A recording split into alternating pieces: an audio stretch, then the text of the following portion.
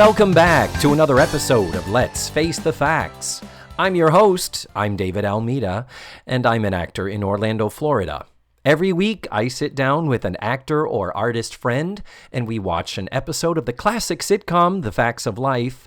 Then I hit record, we talk about the show, and anything and everything else it might inspire us to discuss.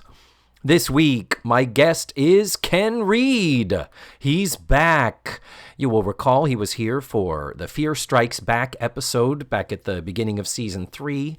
And now, here we are at the end of Season 4. My God, how time flies. But Ken, you will recall, is a Boston-based stand-up comic, and he is the host of the most excellent podcast, TV Guidance Counselor, which really, if you listen to this show, you really should be listening to that show too. It's really, really awesome. Before we start, I need to give a shout out to my new Patreon patron, Jennifer R. Jen is actually a friend of mine. Jen and I have been friends for many, many years. And if you follow the Facebook page, she leaves her thoughts and comments every week, and I love them. Thank you so much, Jen, for signing up on the Patreon. If you wish to become a Tutti Frutti patron of the show, you can support me for as little as $1 a month. Just click the link in the show notes to the Patreon page. What better way to spend your money in the midst of a global pandemic as we watch our economy collapse and unemployment rates skyrocket back into double digits. Anyway, back to this week's show. Ken and I watched Season 4, Episode 22, Take My Finals, Please, and the original air date was April 27th of 1983. Think we're ready to jump on in? Let's face the facts with Ken Reid. Ladies and gentlemen, all the way from Quarantine Heights, Massachusetts, connecting directly with me via Skype here in Quarantine Park, Florida, it's Ken Reid. What's up? What's up, kid? Hey. Good How's it going? Talk to you again, buddy. You as well. How are you holding up in all the corona crazy? I've spent my lifetime sort of practicing social distancing, and I essentially live in a video, toy, comic, record store, so it's been okay. Okay, and with those materials, those are in many cases a primer for the future apocalyptic nightmare that awaits us all. Yes. So I think you are probably far better prepared than I.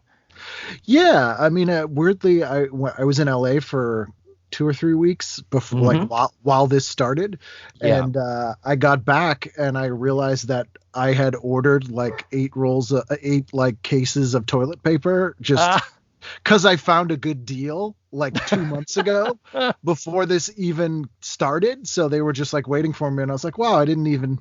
Wow. Well, cool. I may be up to borrow some if I run out. That's fine. I'll roll it down there. Yeah. Yeah, I've got, at the moment I'm set, and may it remain thus for both of us. Yes. Anyhow, we have watched, did you get to watch the episode before we recorded? Of course. And you had seen it many times before, as had I, I'm sure. Yeah, this is one of my favorites. This was sort of when I really started to get invested in the show as it transitioned from that super 70s show into the 80s show I truly loved. Yes, and this is one of my all-time favorites, and I think it might be my all-time favorite. Wow. So when you pointed and singled this one out as one you were interested in doing, I was like, ooh, it's exciting. Ken and I are talking about Season 4, Episode 22, called Take My Finals, Please. You see what they did there? It's like the Take My Wife, Please joke, but it's about taking my finals. It's almost as if Natalie wrote the episode title. I know. Natalie is, well, we're going to talk about that in a second. The original, let me get a little business out of the way here. The original air date was April 27th, 1983. The previous 2 weeks were repeats. So this is the first new episode we've had since the beginning of April 83.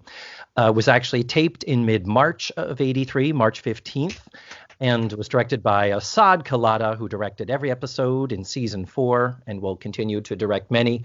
Written by Deidre Fay and Stuart Wolpert. I had erroneously, in previous episodes, said that they had worked for Susan Harris and it had been on Soap and Benson. And I was wrong. I don't know what I was thinking. I think I'm thinking of Dick Clare and Jenna McMahon, who had worked on those shows. And they go as back as like the Carol Burnett Show and even the Mary Tyler Moore Show. But they're the creators of this.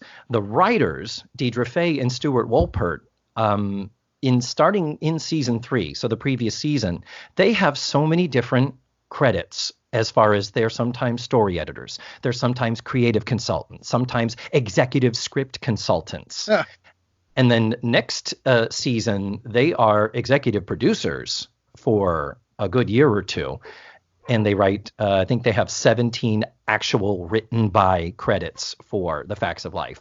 And their only other credits really is One Day at a Time. And I think another random show in 1994. So clearly they made their money on The Facts of Life on that executive producer salary and hopefully retired in pearls and ermine. I mean, I imagine you could with the rerun money, but that would still be kind of an amazing feat of them to be able to do that. It's weird. So you wonder, and again, this is going by IMDb. Oh, hey, is that Petey? That is Pete. It's Pete. Hey there, Pete. On Ken's podcast, Pete is a frequent collaborator of Ken's. Yes, there is a food delivery happening, so they are losing their minds. And what's the other one's name? I forget. It's Pete, Ted, and Larry. Pete, Ted, and Larry. There were 3. God, I was There's thinking 3. Wow. Yeah, no, 3 380-pounders. Oh, my God. God bless you. So I just want to go on record saying I was wrong that Stuart Wolpert and Deidre Fay are not Susan Harris writers. This is, for the most part, The Facts of Life is kind of the biggest thing they did. How made up of a name does Deidre Fay sound? Well, Stuart Wolpert even. They do sound like fictional. Yeah. Very odd names. I'm glad they found each other as writing partners because they're well matched. Yeah. I wonder if they're still alive. Maybe I'll try to hunt them down. Oh my God, you got to do it. You got to get them on your show. Yes. Get on it. Yes. So before we begin the in-depth, deep analysis, Ken, you know I always like to start the show asking my guest to give me a 1 to 2 sentence synopsis of the show, similar to what you might see in a TV guide listing. Yes. The girls pull an all-nighter on the eve before finals. Beautiful. That is... Amendment. Yeah. The girls attempt to pull an all-nighter. Ah, yes. Beautiful. Yes, because hilarity and chaos ensues. It's true. So I have specific thoughts about this, but before we go on, just specifically, are there any other specific reasons why this is one of your favorite episodes? Yeah, I mean, and oddly, it's kind of weirdly appropriate with the current quarantine status. I'm a sucker for a bottle episode. Mm-hmm. I'm a sucker for anything that takes place in one evening. Yes. So the time span of it all happening in one night and it's a bottle episode is kind of amazing. And you do get the most sort of pure character interactions because there's no real craziness or sort of plot conceits. It's sort of just dialogue. It's sort of an unusual episode. Absolutely. And I echo all of that. And for me, I'll take it one step further because a bottle episode, a single set, that makes it like a play. That instantaneously resonates with my theatrical, my being a stage actor. Right. And all that. So I look at this and I'm like, this is one of the first times the show, even though all sitcoms of the era were really filmed theater, this was where it really felt like a play. Like if you were going to do a real life Facts of Life, which many, many drag performers have done, this is one of the episodes you really ought to do. It's the closest that Facts of Life ever got to being a Barney Miller show. Oh, yeah. Or I'll take it even further. It's the closest it ever got to being a Seinfeld. Yes. Because it is a show about nothing, or not nothing, but it's about one specific but everyday thing that everybody has dealt with. Yes, and I actually made a note of that myself because there is some of the discussion they have are very Seinfeldian. Like when Tootie is looking at the book and she's looking at who had the book previously, and is like, Yeah. "Oh, I wonder what this person's like. Did they have?" There's just Yeah. and then Joe talks about the way Eastland pillows smell. Like Yes. it's Yes. very Seinfeld. Yeah. And I've talked many times about how this show existed up to its final episodes in 1988. This still is of the old school sitcom where there is one story per episode with very few rare exceptions. And in fact, over the past 2 to 3 weeks, we have had two instances. We had one where there was kind of an A story and a B story. And we even had a very weird anomaly of an A, B, and a C story. Ooh. That's like an episode of Friends. So this season, that these have all happened in season 4. This is so forward thinking. It's like you wonder if somebody in the Seinfeld writers' room was like, God, remember that episode where nothing happened? They were just staying up at night studying. That's it. It's a very stand-up comedian as TV writer, which would make sense for Seinfeld, but which would become sort of the prominent late 1980s into the 90s The sort of format.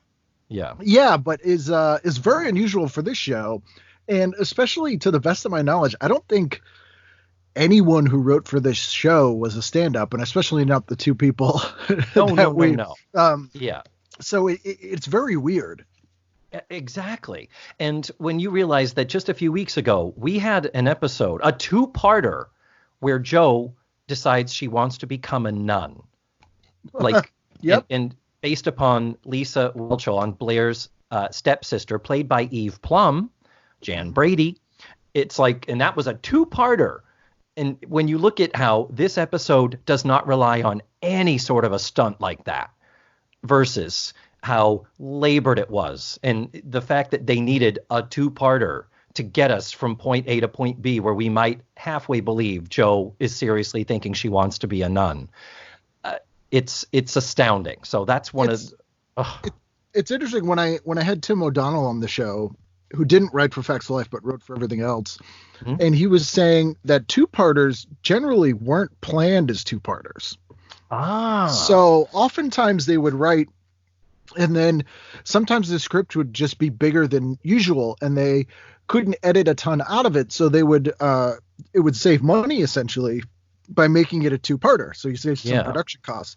But I'm wondering if this season they spent a lot of their money on the Paris movie, and they were cutting some corners because there's a few two-parters this season, and a bottle episode would obviously save some money. So I'm wondering if that was sort of the genesis of some of the stuff this season. Yeah, I don't know. The good thing is that they do clearly. There's a point in the middle of the season where the writers did suddenly and collectively go, oh shit, Blair and Joe need to graduate this year, and we need to start laying the foundation and the groundwork for that. So thank God they did, and I think successfully so. And hopefully somebody in the said, "Oh my God, they're staying up at night studying for their finals, their finals." Yeah, oh yeah, and it's one of those great episodes too where they sometimes they forget to remind you that there's an age difference between Joe and Blair and Natalie and Tootie. And in this one, it's pretty prominent because they're talking about how they're graduating and they don't have to work. You know, it's a little dynamic that they don't play with enough and as often as they should. Yes, relating to that. Everything in this episode is character driven. It is so about the characters, and gloriously so. They're not relying on a stunt like Joe thinking she wants to be a nun, or earlier in the season, Tootie thinks she might be losing her hearing. Right. And those episodes are just painful when you realize this is why we love the show. We love the characters. This is why the show still 40 years later, we are talking about it right now. Why it still resonates and stands up and holds up. And this is probably Natalie's strongest episode up to this point, I think. Ken, you read my mind. I was going to say, and the only other thing on my list is that just watching it again, because I hadn't seen it in a few years, but watching it again and taking notes, Natalie is on fucking fire. Oh, yeah. Oh, my God, she is freaking amazing in this.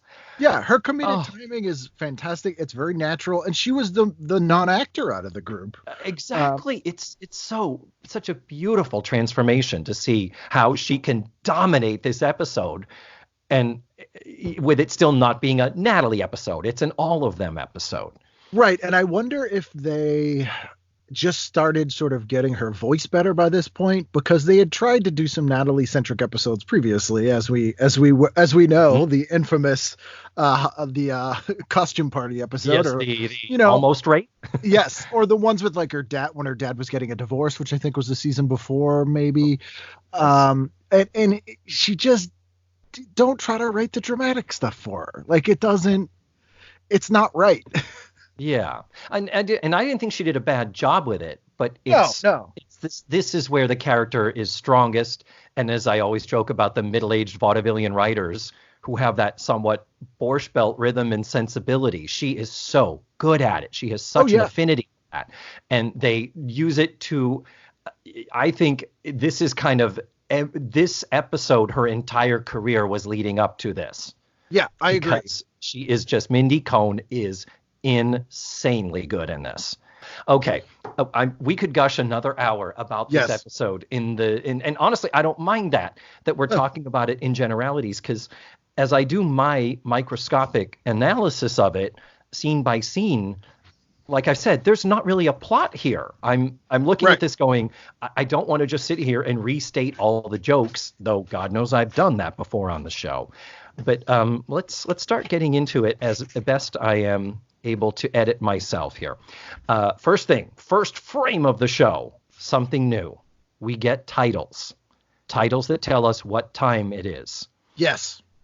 And the show has never done titles at the top of a show, I don't believe, ever in its history. So this is a new thing, completely effective, because we need to know what time it is. And I'd rather they just do that than turn and say, well, gee, it's 10:15 right now. Right. Yeah, so it adds to the atmosphere of the show. It sort of sets the tone right away. Yeah, no, I love it. It's fantastic. So they all come in, and they've clearly, they're getting ready and hunkering down for something. And this is where Joe is mad at Blair because Blair lost a textbook of hers, and they've got a coffee maker, a Mr. Coffee. Remember when those were new? Oh, yes. Well, I forget, you're more than a decade younger than I am, but I remember when Mr. Coffee was this new thing of you can brew coffee in your house without like a percolator. It was like, right. What? Well, also it's weird that kids drank coffee. Like, that was odd at the time. It was kind of it's almost a joke that they are so serious about this. They have a coffee machine. Yeah, I agree. I mean, I do remember some of my friends in high school drinking coffee, but it was a little weird. And they were more the kids like you that had sort of just been abandoned and left to their own devices. Right. And so they were doing more adult things earlier. But yeah, this whole tween and teenage Starbucks culture was definitely not a thing back in the 80s when I was in high school. But we have a wardrobe check. Blair is in her typical Dorothy Michaels A-line skirt, boots, a plaid print blouse. She looks fine. Joe is in matching light blue sweatshirt and sweatpants. Yes. I commented when I was watching it about the matchy of that outfit. It's very gym class. Yeah, absolutely. Without being the Eastland uniform that they would wear. Yeah. In gym class. Tootie is wearing a plain light purple sweatshirt and blue jeans. And Natalie is wearing this amazing mint green sweatshirt and jeans. But the sweatshirt has got paint splatters all over it. Oh, it's incredibly 80s squiggles. It is 80s-tastic. Yeah, I mean, this episode is really, you do see that shift from the 70s aesthetic to the 80s aesthetic, mostly on Natalie. And then Natalie and Tootie's bunk bed is painted like bright purple with like orange sheets. And it's in pink, and it's got the real, it's 1984-ish, even though we're only in 83.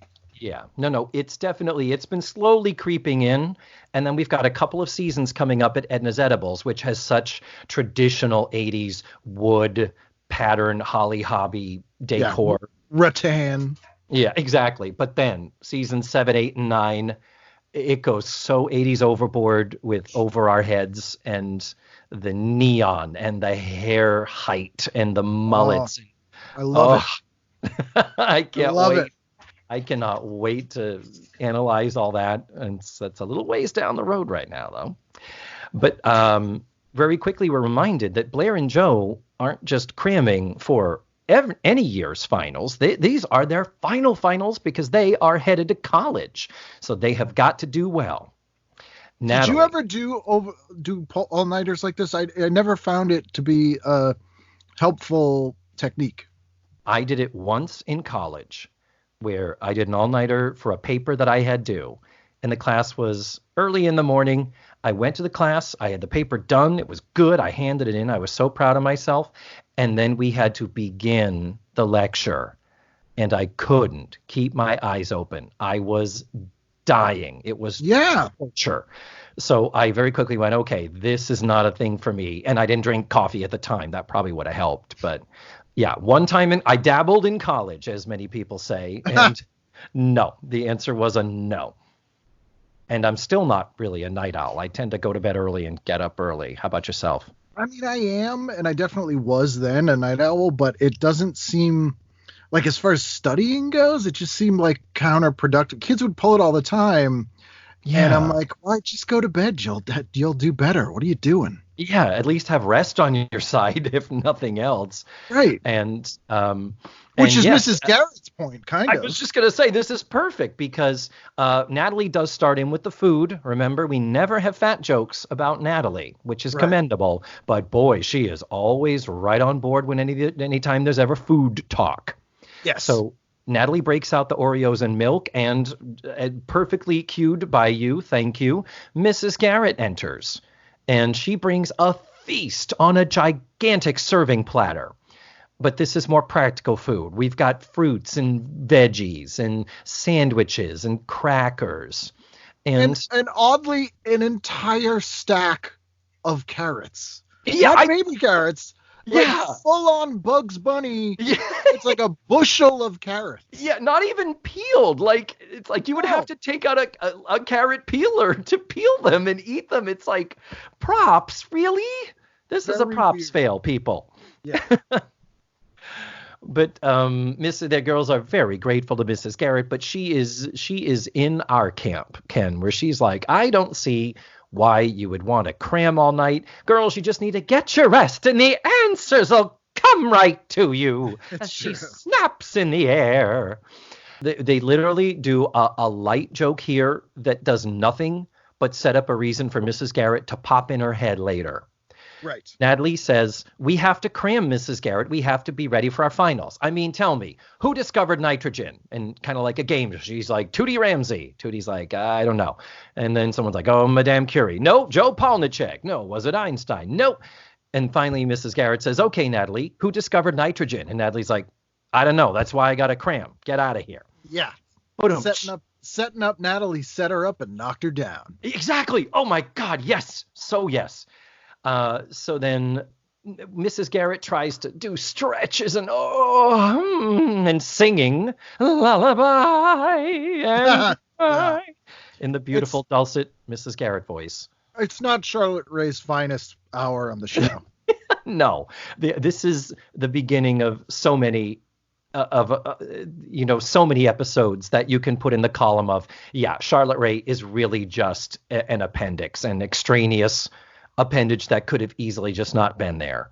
I do want to mention one thing. Natalie uses maybe my least favorite term for milk, moo juice. Oh, yeah. Yeah. I'm not really sure that was ever really a thing, was it? I've heard people say it, and it's just, it's not pleasant. I'll agree with you on that one. Not a fan. So then Natalie gives this pep speech. They just give her such a, so Natalie gives this like it's like she's in Patton saying, all right, we are going to study and we're going to do great and all this stuff. Now, while she's doing this, I am looking at the set we have never spent an entire episode in the bedroom. So I am loving the fact that I can look around and see what's going on here. You notice Tootie up top on the wall. She has a Wizard of Oz poster. It's like, okay. Yes. And she has a print of some type of drawing of a building. It looks like an Americana, New Englandy type of building, and I couldn't see what the name is. All I can see is the IVES at the end. So it might be the name of the artist, like a commemorative poster from an exhibition at a museum. But I can't think of who it would be, and I don't know my art, and I forgot to research it. So if anybody knows, please do chime in. Please comment, my fives of listeners. Down below, Natalie has her Marx Brothers poster, or Animal Crackers thing, which we've talked about. Natalie's liking the Marx Brothers and the Three Stooges. There's also a Springsteen poster, a Springsteen concert poster. Yep. Absolutely, of the time. And there's also, I think, a little 8x10 headshot of Rink Springfield. Yes. There's a little locker pinup of Springfield. And then the weirdest thing down there, though, is a poster of a Popular Mechanics magazine cover with Miss Piggy on it. Yes! You saw it too. I'm so excited. I've got to look that up. I've got to see if that was actually a thing, or was it just a goof poster that the Muppets put out? Yeah, I was trying to see if it was called like Pigular Mechanics or something like that, but there wasn't a good enough shot. So I just love these moments where we just get a little breathing space to look at the atmosphere around us. But very quickly, we start in with, okay, we're going to get to studying at school. And then Tootie gets a little chatty. And then Blair complains about procrastinating. And in between all of it, Natalie is like, guys, shut up. We're studying. And then Joe makes the comment about, do you ever notice the pillows smell around here? And Natalie is like, guys, knock it off. And Blair says, who wants banana cake? And Natalie, boom, we have banana cake. So with the food doing Natalie in, breaking Natalie from her focus with the studies, we move on to the next scene. It is now 10 p.m. Joe is on her bed. Blair is on her bed. The scene focuses mostly on Natalie and Tootie sitting at the table in the front of the set. And the food is gone. It looks like a pack of dogs just tore into it. It's like, girls, Jesus. Completely gone. We get the first appearance of my favorite supporting character in the episode. And that is what, Ken? Natalie's thinking cap. The lightning bolt baseball cap. Yep. It is a beautiful thing to behold, and it is its own character in the episode. You're absolutely right. And it would go on to feature in the opening credits for, I think, the remainder of the series.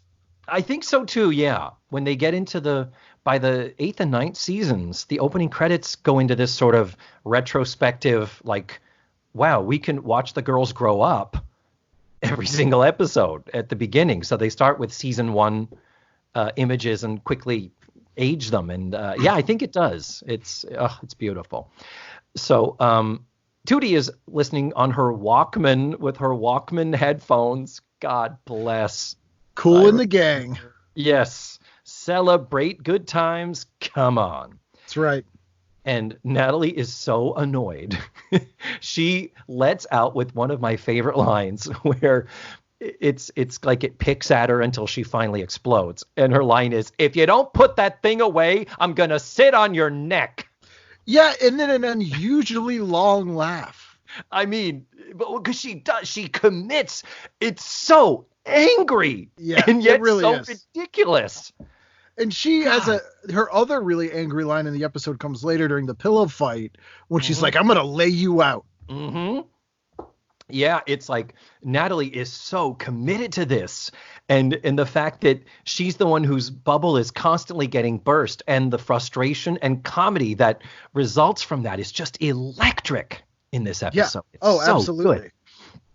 But after she drops that little bomb, during that long laugh, and I think what, Ken, you're talking about is after the laugh of that, they have it staged so that Natalie then buries her nose in her papers and is looking back and forth between her book and her notebook. So the hat is moving a lot. Yes. And we are able to see the top of it, and that there are these upholstered, puffy, like stuffed animal sort of lightning bolts attached to either side. So the silliness of this hat bobbing back and forth, and Kim Fields reacting to it until the laugh finally dies down when she just goes, I hate that hat. Yes. And Natalie, in her frustration, gets to say, do we have to go through this again? This is my exam hat. I wear it twice a year, every year. These are my brainwave conductors.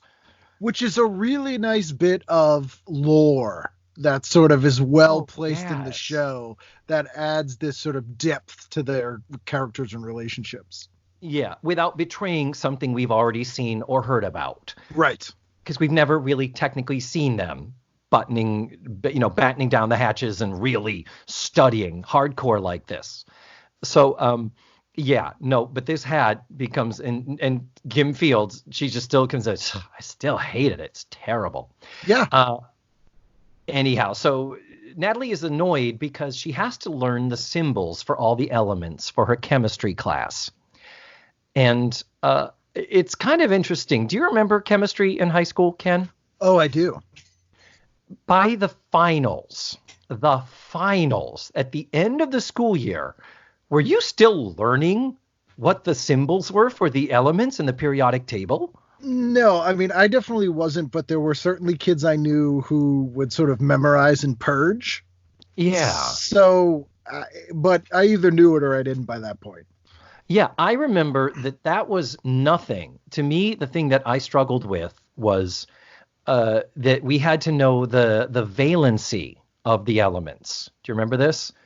Oh, like yes. Yeah. +2, -2. The idea was how many electrons it had and how many it needed to be able to connect to something else. Yes, because you would do the math and then it would make a new element and all that.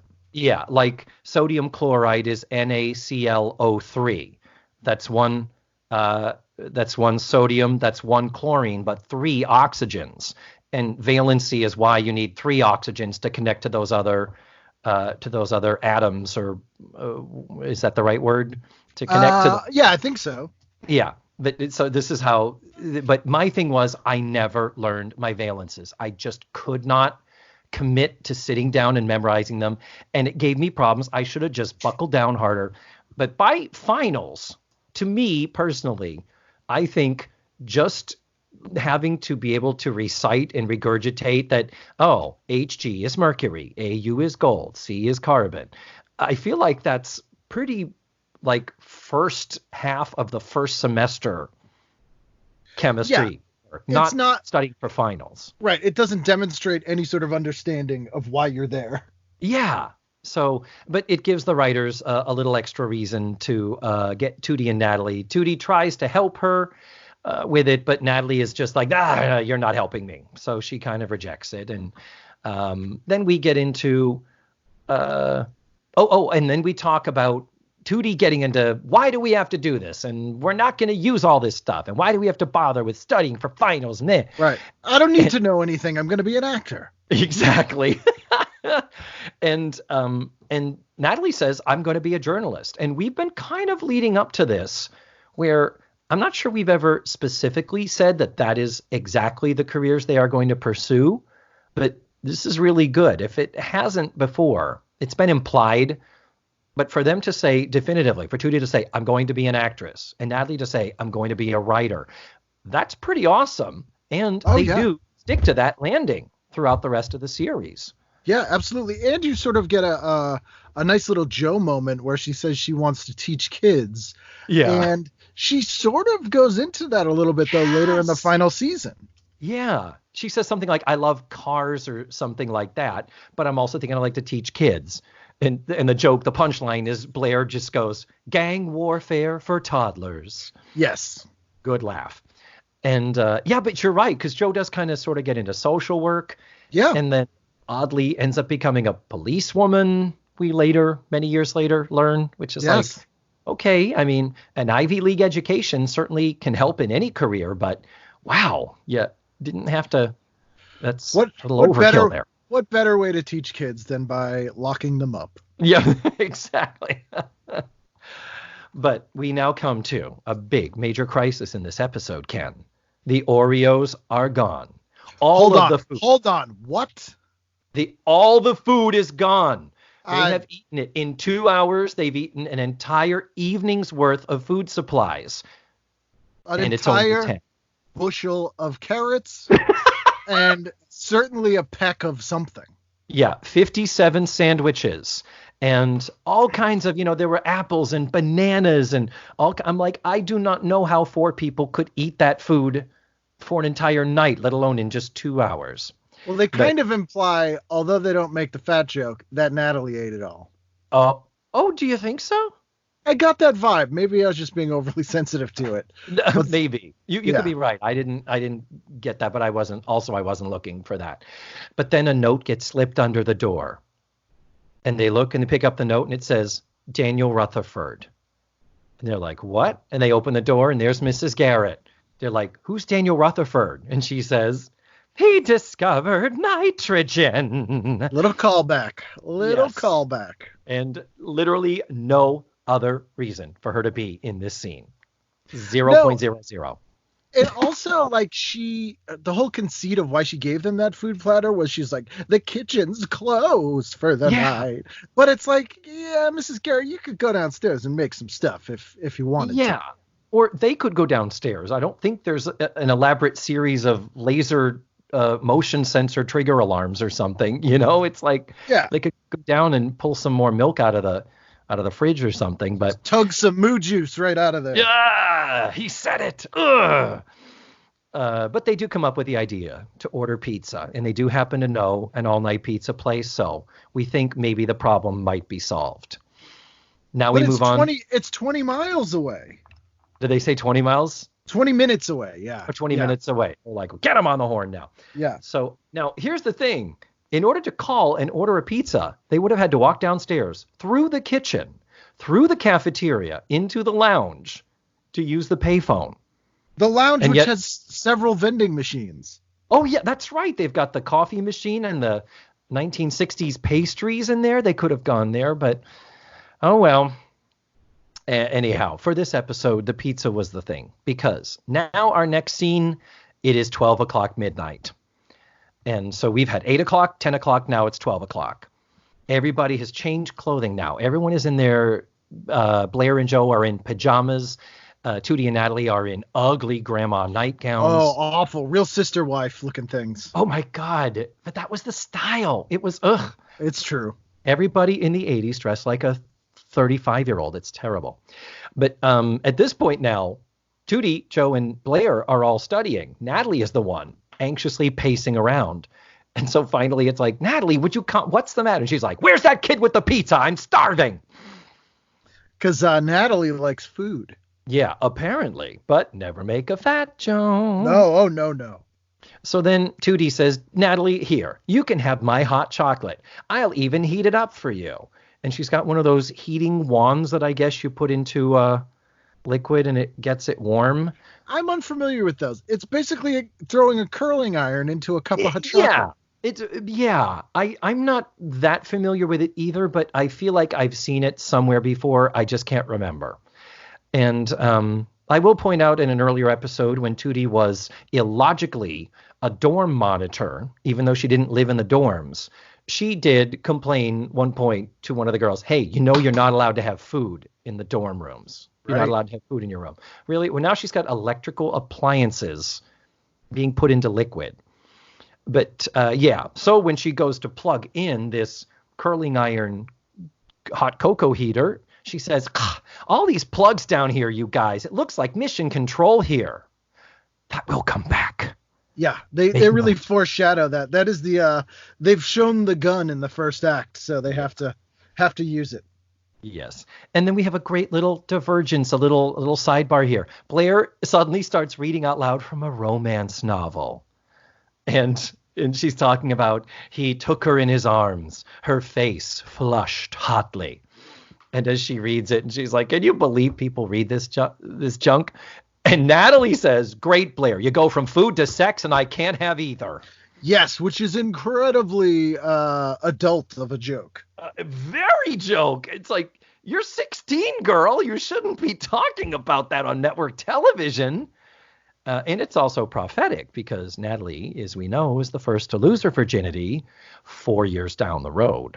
I'm sorry, 5, season 9. Yes. 5. Yes. Then a very interesting moment where Natalie walks up to Blair and kind of coyly says, so Blair, have you ever flushed hotly? Like basically saying, have you done it? Yeah. And this is, I mean, girl talk, like this is really kind of scandalous for the show to even approach the subject. But the And most Blair, sort of realistic conversations I feel like I've seen on the show. agreed 100%. Yes. And Blair does say the answer is no, I have never flushed hotly. That doesn't mean I haven't gotten a little warm a couple of times. Right. It's like, ooh. At which point Natalie, again, horny. Natalie is the horny one. She's the boy crazy one. She's like, yeah, oh my God, you have, wow. And she turns, and just as she turns and says, Joe, Nancy McKeon, impeccable comic timing, just cuts her off and says, don't even ask. Yes. It's perfect. Everybody's strengths are played to in this one. Exactly. And again, and not just everybody's strengths, but the whole subtext of, is Joe really interested in boys? Yes. Because that does come into question quite a lot this season. Absolutely. And yeah, so for her to be like, don't even ask if I've slept with a dude, it's like, oh, wow. But it's also, Joe is private like that. Joe is like, don't meddle and don't ask me personal things. If I want to tell you, I'll tell you. It's 100% perfect for the character. Well, Mrs. Garrett comes in and says, girls, you need sleep. Come on, just a cat nap, 10 minutes, and you'll feel better. You're just getting all annoyed and, on edge. And Tootie agrees, and Blair agrees, and Joe says no, but then they catch her yawning. So finally they say, okay, 10 minutes. Blair says, I'm going to set the alarm. They set the alarm, Mrs. Garrett. Sweet dreams, girls. And then as the lights go out, we zoom into the clock, pan down the cord, and we see it is not plugged in. Oh, no. Dum, dum, dum. There's your cliffhanger. And with that, we go to commercial. Oh, God, I love this episode. I love every minute of this.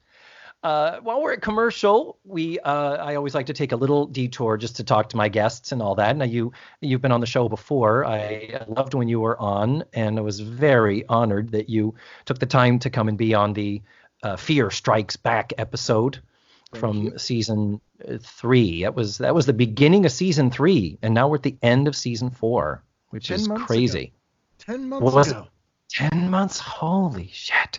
That's insane. But your amazing podcast, which I've said many times has been such an inspiration to me, TV Guidance Counselor, still going strong after, is it 6 years now?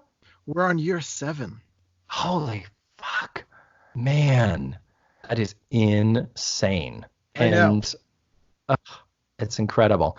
And in our correspondence over the last few months, occasionally I'll usually just send you random things because you have, I don't know if you've gotten to watch them. I'll admit I've sent you stuff and been like, I'm going to watch that at some point, but I forget. But you have a particular love for TV movies. Talk a bit about that, if you would. Yeah. Well, there were this sort of lost era of media in that they had a lot of low budget directors would make these movies of the week with basically TV stars that were under contract. Wes Craven did a bunch of them because they would hire these guys because they could shoot fast and under budget. So we had about a 20-year period where they were coming out with, made for TV movies every single week. And for the most part, the vast majority of them were lost. Some came out on video. Some would play on basic cable every now and then. Some of them ended up being more memorable and sort of perennial, like Salem's Lot. But there are hundreds and hundreds of them. A lot of them are now on Amazon Prime. That's fairly new, and they're kind of hard to find. But a ton of them are streaming. That's a very new development. Oh, I wasn't aware of that either. But I remember talking to you last time about the Linda Carter biopic she did of Rita Hayworth. Yes. And my friend Bob had uploaded it to YouTube. I did not watch very it. good, is it? I mean, she's great, Of course. but And, it's not great now. yeah. And again, remembering that Rita Hayworth primarily, first and foremost, was a dancer. And so Yes. that was like a great showcase for Linda Carter, because Linda Carter is a dancer, but she didn't really get to use it that much on Wonder Woman. Yeah. So I love that. But there was two more that I sent you. One of them, these are both, I sent you a note just saying, Ken, these are movies I somehow kept stumbling upon throughout my childhood and my adolescence, and I watched them multiple times. I don't know why, and yet I remember so much about them. One of them is called Seizure, about a young woman who has a seizure, and Leonard Nimoy plays the surgeon who helps her, operates on her, and helps her recovery. Yep. And that's the whole thing. Leonard Nimoy. She doesn't have seizures and sees ghosts. She doesn't have seizures, and that's just literally the plot is just that. Yeah, she has a seizure and she may die, and he operates and helps her recover. And it's a real, and it's such a, both of the ones I sent you in that one email, they were both such proto Lifetime TV movies, because this is based on a true story of this woman who we do see at the end, and we see her singing, and she's made, not a full recovery, but a, 95% recovery. And the other one was this story of, I think she was an Air Force officer who was pregnant at the time and gets into a horrible car accident, and it disfigures her face. And it's about her, she loses the baby in the accident, and through her horrible disfigurement, loses her husband. And Armand Asante plays her surgeon, who is helping her and trying to do the reconstructive surgery to get her back her face. And one of her colleagues is a young unknown Annie Potts. Yes. And the movie, I said to you, I remembered the movie and I couldn't think of, and I did some hunting. And when I found out the title, it was called Why Me? You could retitle every made-for-TV movie that, and it would be appropriate. So every Lifetime, every Meredith Baxter Birney movie, every Markie Post movie, could just be called Why Me? Yes. But this one thought of it first, and that is its distinction. And the thing about that movie that was kind of a little interesting, that made you raise your eyebrows a little, was he had to reconstruct the entire bottom half of her face.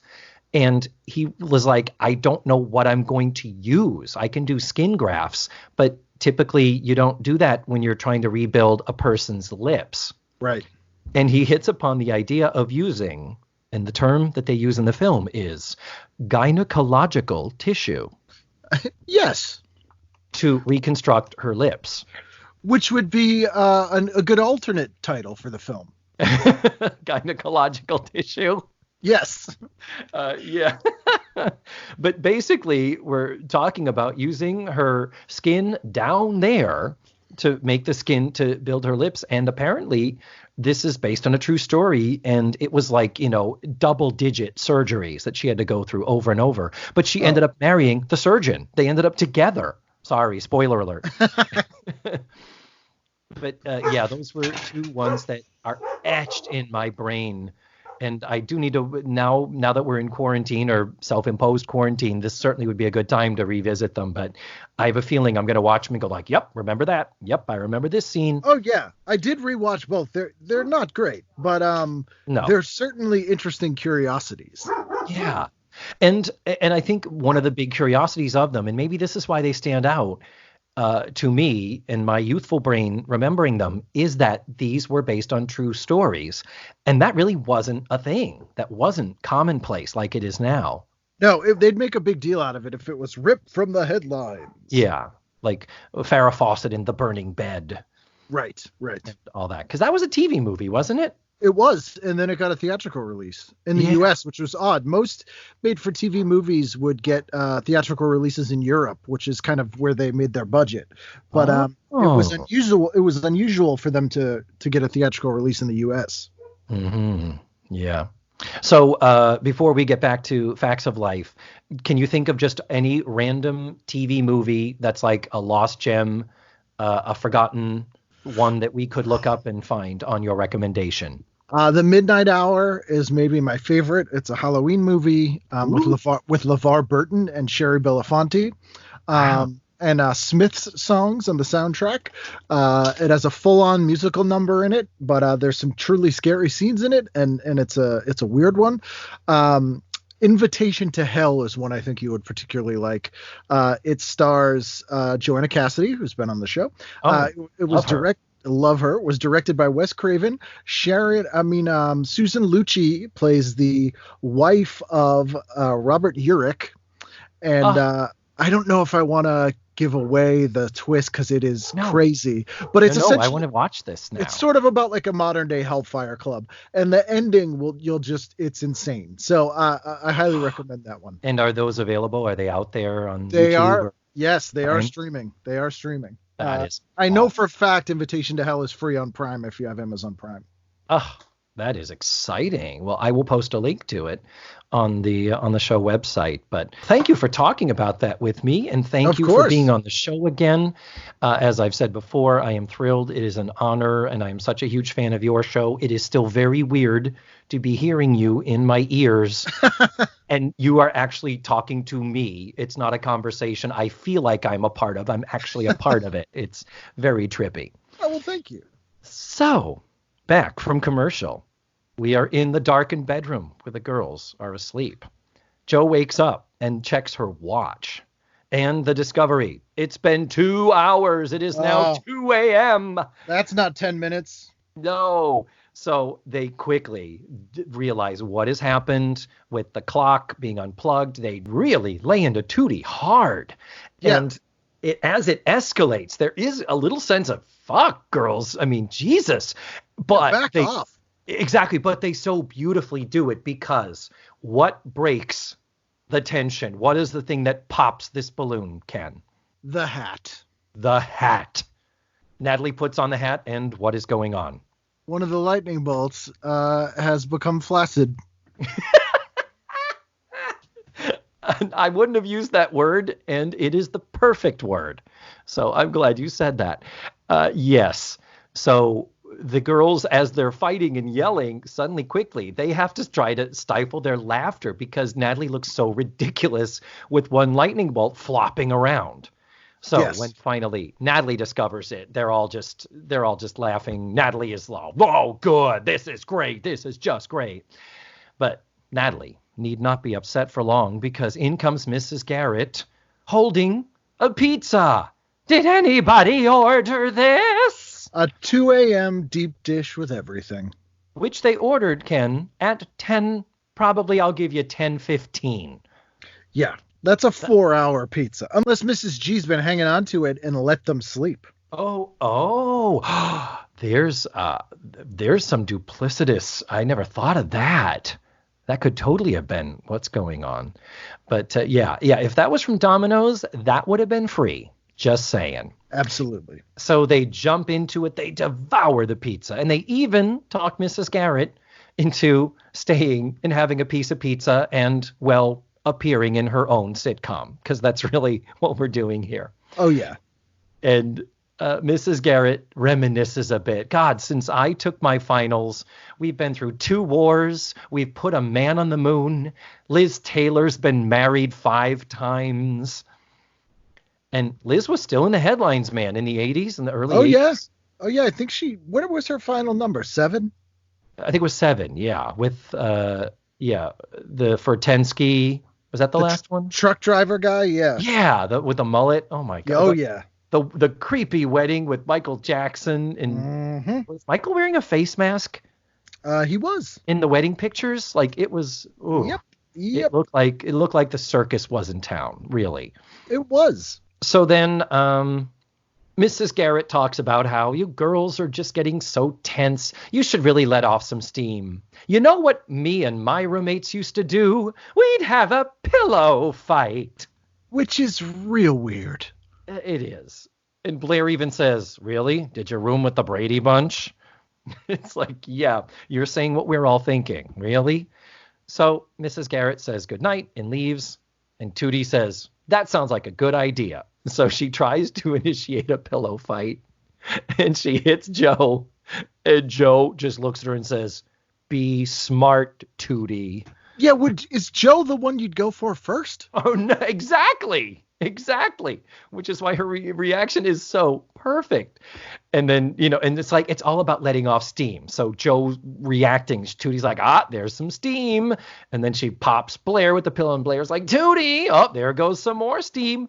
And then your other Natalie moment. She says, Tootie, if you hit me with that, I'm going to lay you out. Boom. That's it. It's on.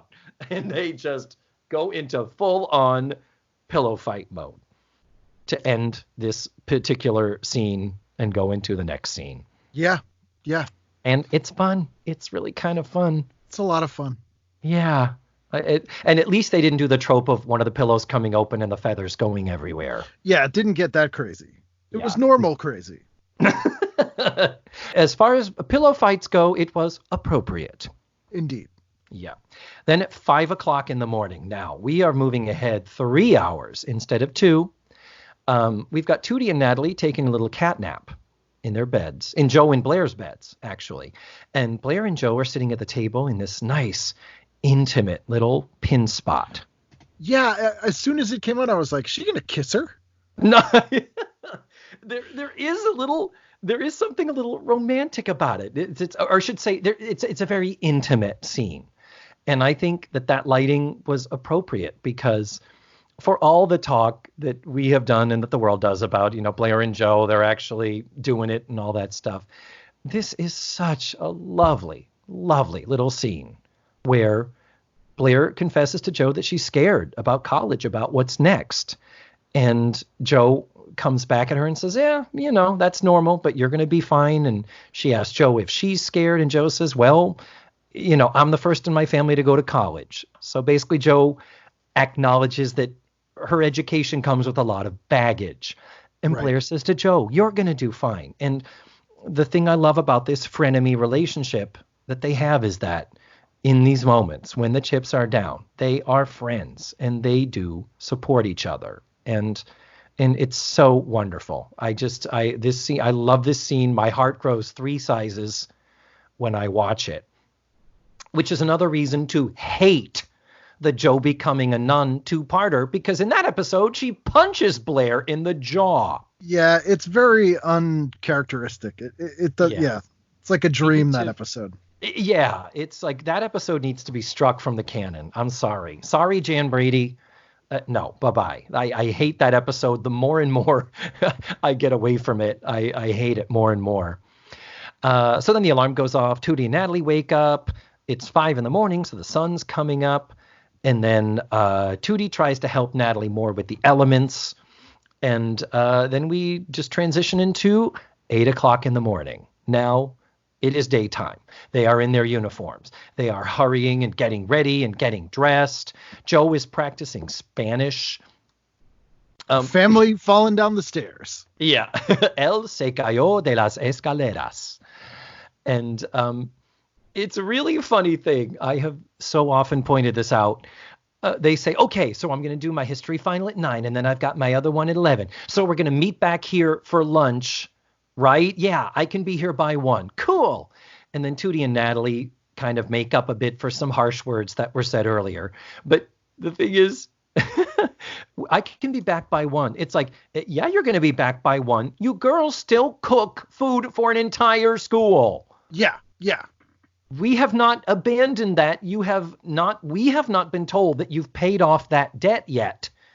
And so as far as I'm concerned, why is it 8 o'clock in the morning and you're getting ready for class? You should be down there slinging the hash for the other girls. Yeah, damn it. Exactly. And then to even punctuate my point even further, Mrs. Garrett brings in a tray of some either milk or juice. It's hard to tell because they're in those terrible urine colored glass from the 70s. Those, that tinted glass. So it's like, I literally can't tell if it's milk or juice. But she's like, I'm bringing in some fuel for you. And the girls are like, oh, thank you so much. And then Mrs. Garrett even says, and there's a special pre-exam breakfast waiting for you downstairs. Who made it? And who is feeding the school? I think Mrs. Garrett's been covering for him. Apparently. And the girls are even like, well, Mrs. Garrett, we don't have time to stop for food. And she's like, oh, I made it to go. She thinks of everything. I'm telling you. And then she says before this sort of moment before they leave, she says, well, good luck, girls. And hey, let's be careful out there. What is that a reference to, Ken? I don't know, actually. Let's be careful out there. You don't know. I don't. That's amazing. Every episode of Hill Street Blues started with... Oh, you're right. Every episode. And that is an NBC show. It is finishing its third season, which I believe it's finally cracked the top 30. So Hill Street Blues is fast becoming one of NBC's popular shows. So we sneak in a little plug. She didn't say airing Thursday nights at 10. Right. But it was implied. And then the girls file out. Mrs. Garrett is left alone in the room. And what does she do, Ken? She puts on the hat. Yes! The final big laugh is Yeah. Mrs. Garrett taking Natalie's busted lightning bolt hat and putting it on her own head and just laughing and walking out the door. Although it makes me feel like maybe when they're gone, she just puts all their clothes on. Oh, my God. That's why she lost all that weight in season 2. That's right. That's why. So she could fit into the girls' clothes. Now we know that is, there is Facts of Life fan fiction out there, Ken. So, you got some time in quarantine. Oh, we're going to explore this. I think that's what you're going to do. You're going to have to write some of that and license it. So, yes, with that. And that's a big laugh, a little bigger than I would have thought. One wonders if that might have been sweetened. It very well could have been. And then you need that big laugh for the end.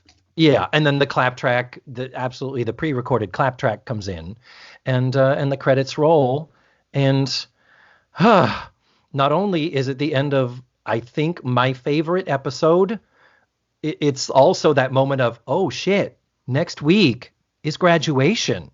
Yeah, this is the beginning of the end of the Eastland years of this show. Two-parter. And yeah, and I've said, I don't know if I've said this to you, but the Eastland years are my Facts of Life. That's my sweet spot.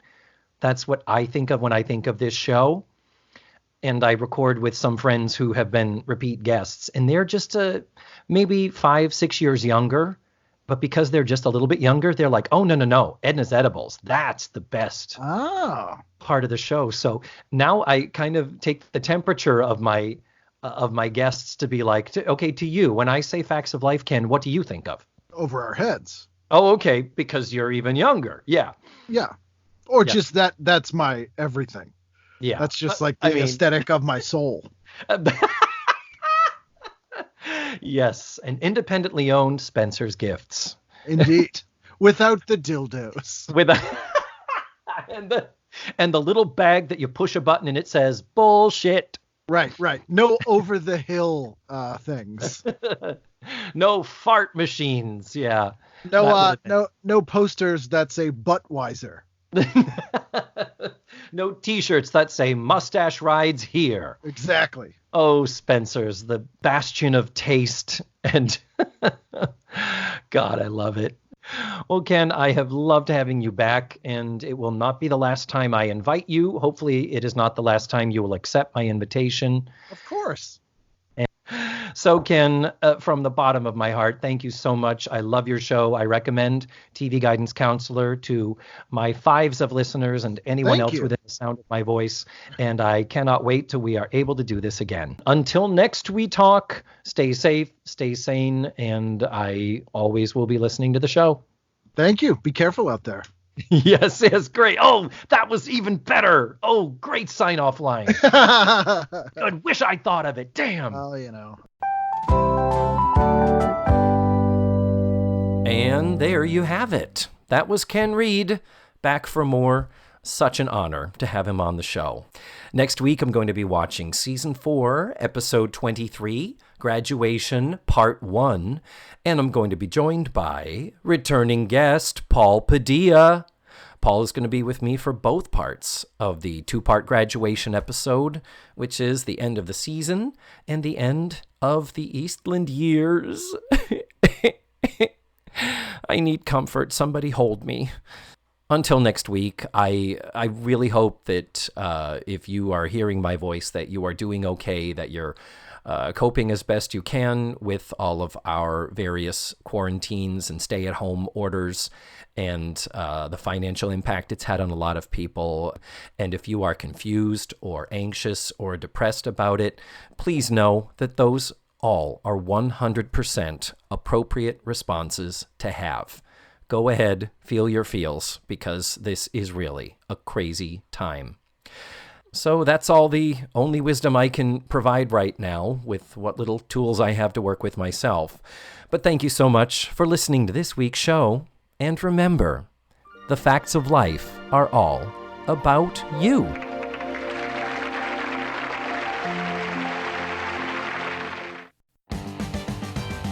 Let's Face the Facts was produced, written, hosted, and edited by me, David Almeida.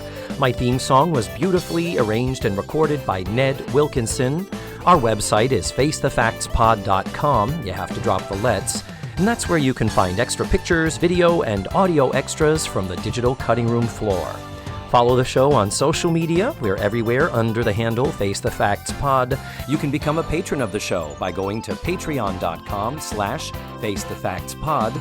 And don't forget, go to your favorite podcatchers and subscribe, rate, and review.